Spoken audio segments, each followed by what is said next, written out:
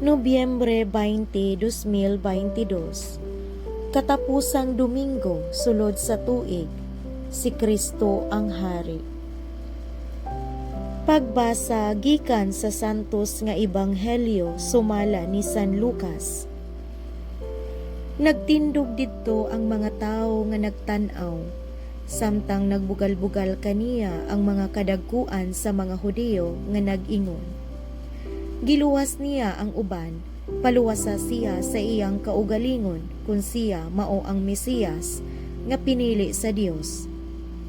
Gibugal-bugalan usab siya sa mga sundalo.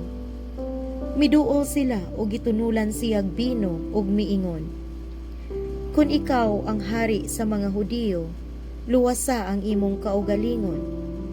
Sa ibabaw sa krus, gisulat nila kining musunod, kini siya mao ang hari sa mga Hudiyo.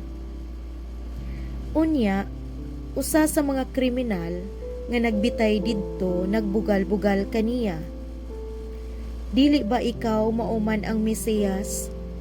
Luwasa ang imong kaugalingon ug kami. Apan gibadlong siya sa iyang kauban nga nag-ingon, wala ka ba mahadlok sa Dios? Kita ania dinhi gisulutan sa maorang silot. Apan ang silot natong duha angay kanato, kay gisilutan man kita sibo sa atong nabuhat. Apan siya walay sala. Ug miingon siya kang Jesus, Jesus, hinumdumi in taon ako kung maghari ka na. Miingon si Jesus kaniya, sultihan ko ikaw, karong adlawa adto ka sa paraiso uban kanako.